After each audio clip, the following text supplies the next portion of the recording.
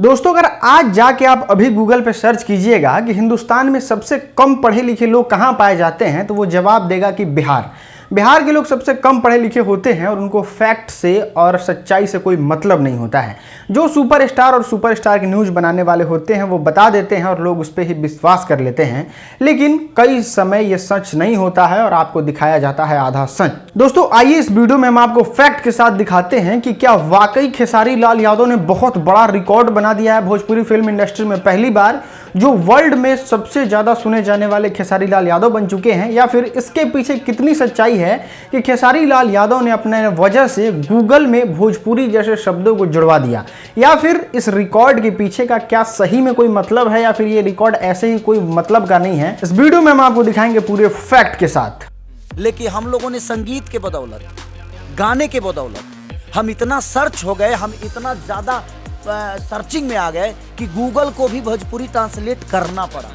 हिंदुस्तान में ऐसा पहली बार हुआ है कि किसी एक स्टार का, किसी एक सिंगर का दो गाना इंडिया के टॉप 1 और टॉप 2 में आ जाए। ही नहीं है, इनकी major target audience males and lower income group जैसे कि rickshaw pullers, auto drivers etcetera होते हैं। एंड क्योंकि उनकी target audience low income group की है, इसीलिए वो लोग सिंगल स्क्रीन थिएटर्स को ही अफोर्ड कर सकते हैं। दोस्तों आज खेसारी लाल यादव चारों तरफ इस बात का हल्ला करते हैं कि हम वर्ल्ड में सबसे एक नंबर पे सुने जाते हैं और हमसे बड़ा भोजपुरी फिल्म इंडस्ट्री तो छोड़िए, पूरे वर्ल्ड में कोई सिंगर ही नहीं है। खेसारी लाल यादव बन चुके हैं ग्लोबल सुपरस्टार। लेकिन सबसे पहले यहां समझते हैं ग्लोबल म्यूजिक चैट का मतलब क्या होता है। दोस्तों दुनिया में जितने भी गाने बनते हैं वो 7 दिन के पीरियड में जिस गाने पे सबसे ज्यादा व्यूज आता है उस गाने को ग्लोबल म्यूजिक चैट में रखा जाता है। जिसका सबसे ज्यादा व्यूज आता है उस 7 दिन में उसको 1 नंबर पे, फिर 2, फिर 3, फिर 4 ऐसे करके उसको रखा जाता है। उसी को कहते हैं ग्लोबल म्यूजिक चैट। दोस्तों 7 दिन में किसी का गाना वायरल होना और ग्लोबल चैट 1 में आना इतनी बड़ी बात नहीं है जितना खेसारी लाल यादव हाइप क्रिएट कर दिए हैं। क्या कोई लाइव आकर बोल दिया हो कि हमारे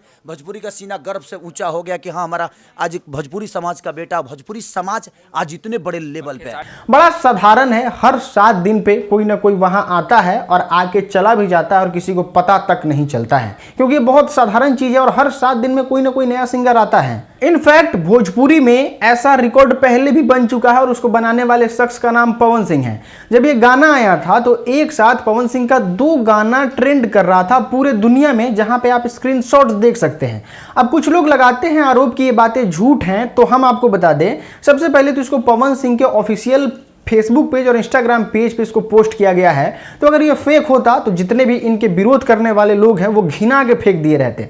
लेकिन फिर भी आपको लग रहा होगा कि नहीं भाई उस समय किसी का नजर नहीं पड़ा होगा, तो आप यहाँ पे कुछ डाटा देख सकते हैं और ये चीज आप भी जाके कर सकते हैं। वहां पे डेट को सिलेक्ट करके ये वाला डेट सिलेक्ट कीजिएगा तो आपको आज भी देखने को मिल जाएगा कि उस समय ये दोनों जो गाना है वो एक समय पे ट्रेंडिंग में था। और ये उतनी बड़ी बात नहीं है कि उसको लोग स्क्रीनशॉट लेके या फिर इसका फोटो खींच के दीवार में चिपकाने वाला ऐसा कोई सीन नहीं था। ये बहुत नॉर्मल चीज था जिसको आया और गया किसी को पता तक नहीं चला। लेकिन आज खेसारी लाल यादव इसको इतना ज्यादा हाइप क्रिएट कर दिए, पता नहीं क्या उखाड़ दिए हैं भोजपुरी फिल्म इंडस्ट्री में। शर्म करो, भगवान से डरो। दोस्तों अगर ग्लोबल म्यूजिक चार्ट का औकात देखना है ना तो हम आपको दिखाते हैं। ये 8 नंबर पे जो गाना ट्रेंड कर रहा है, पता है ये कौन गाना है? आज भर ढेलदा ढोढ़ी जाने छेलदा। ये गाना ट्रेंड कर रहा है 8 नंबर पे, जिसका नाम कोई नहीं जानता था। आप आए रहते ना 8 नंबर पे इस एज में, तो आप तो पता नहीं लंगा घूम जाते पूरे शहर में। दोस्तों मैं आपको बता दें पवन सिंह ही नहीं बहुत सारे कलाकार हैं भोजपुरी फिल्म इंडस्ट्री में, जैसे कल्लू, अंकुश राजा, रितेश पांडे जैसे तमाम सुपरस्टार ट्रेंडिंग सेक्शन में जो कि ग्लोबल चैट का होता है उसमें आ चुके हैं। और इतना ज्यादा कोई नहीं घिनाया था जितना आज खेसारी लाल यादव इसको घिना के फेंक दिए हैं। खेसारी लाल यादव यही नहीं रुकते, इनको क्रेडिट लेने का भूख तो इस प्रकार सवार है कि ये कहते हैं कि हमको दुनिया में सबसे ज्यादा सर्च किया जा रहा है ना। लेकिन हम लोगों ने संगीत के बदौलत, गाने के बदौलत हम इतना सर्च हो गए, हम इतना ज्यादा सर्चिंग में आ गए कि गूगल को भी भोजपुरी ट्रांसलेट करना पड़ा। तो for your kind information Khesari Lal Yadav ji, आपके वजह से भोजपुरी का जो लैंग्वेज है वो नहीं गया है गूगल ट्रांसलेटर में। हम आपको बताते हैं इसके पीछे का फैक्ट क्या है, सच क्या है। दोस्तों, पूरे हिंदुस्तान में सबसे ज्यादा मांग उठ रही थी संस्कृत भाषा को लेके कि संस्कृत भाषा को गूगल में ऐड किया जाए। ये मांग इसलिए उठ रहा था क्योंकि हमारी जितनी भी संस्कृति जो है वो जुड़ी हुई है वो उसके पीछे संस्कृत भाषा है। मतलब हमारे पूर्वज, हमारा ग्रंथ, हमारा जितना भी चीज है वो संस्कृत भाषा से लिखा गया है और संस्कृत भाषा हमारी धरोहर भाषा है। और लोग कह रहे थे कि हमारे इंडिया में संस्कृत भाषा क्यों नहीं रहेगा। जब इस पे मंथन हुआ तो सभी लोगों ने अपना अपना राय दिया, जिसमें बताया कि हमारी जितनी भी रीजनल भाषा है जो एक तरह से दब रही है उनको भी मौका दिया जाए और उनको भी शामिल किया जाए गूगल ट्रांसलेटर में। तो 8 लैंग्वेज को शामिल किया गया गूगल ट्रांसलेटर में, जिसमें भोजपुरी भी एक था और संस्कृत भी एक था। दोस्तों, पहली बार इसमें नॉर्थ ईस्ट भाषा को भी जोड़ा गया, जिसमें लैंग्वेज में शामिल था आसामी मिजो। जो लैंग्वेज पूरी तरीके से दब गया था उसको गूगल ने निकाल के कहा कि नहीं, ये लैंग्वेज भी एग्जिस्ट करता है, इसका भी अपना संस्कृति है, इसका भी अपना धरोहर है। और इस चीज को देखते हुए हिंदुस्तान के 8 लैंग्वेज को ऐड किया गया है ताकि इन लोगों का मान सम्मान और अस्तित्व मिटे नहीं। दोस्तों, अभी हाल फिलहाल की स्थिति को देखा जाए, जिस तरीके से भोजपुरी में अश्लीलता है, जितना गंदगी है, अभी तो इतना किसी भोजपुरी फिल्म इंडस्ट्री के कलाकार में दम नहीं हुआ है कि वो 5% भी भोजपुरी के मान सम्मान में वृद्धि करवा दे।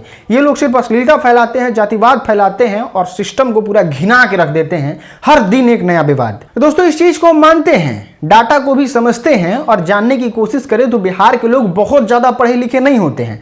लेकिन इसका क्या मतलब, बिहार में सबसे ज्यादा आईएएस पैदा होते हैं और बिहार के लोग इतना ज्यादा समझदार होते हैं ना कि आपके हर एक रवैया को समझते हैं लेकिन बोलते नहीं। क्यों बेवकूफों के मुंह लगना, जिसको खुद 5 अक्षर हिंदी सही से नहीं लिखना आता हो। दोस्तों, यहाँ पे कहीं से कोई शक संदेह नहीं है कि ग्लोबल में सबसे ऊपर जाना बहुत मेहनत की काम है, लेकिन ये इतना भी मेहनत का काम नहीं है कि आपने भोजपुरी का मतलब खुद को बाप समझने लगिए, इतना बड़ा सुपरस्टार समझने लगिए कि आपके वजह से भोजपुरी को गूगल ने जगह दे दिया। इतना बड़ा भी बात नहीं होता है ग्लोबल में सबसे ऊपर जाना।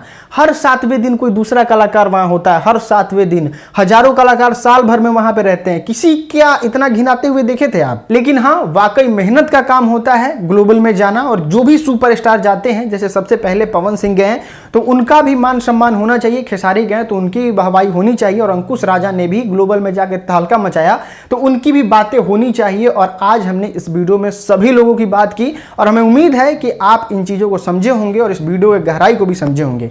इस वीडियो को ज्यादा से ज्यादा अपने दोस्तों तक शेयर कीजिए ताकि सभी लोगों को सच पता चल सके। आपका वीडियो देखने के लिए बहुत बहुत धन्यवाद।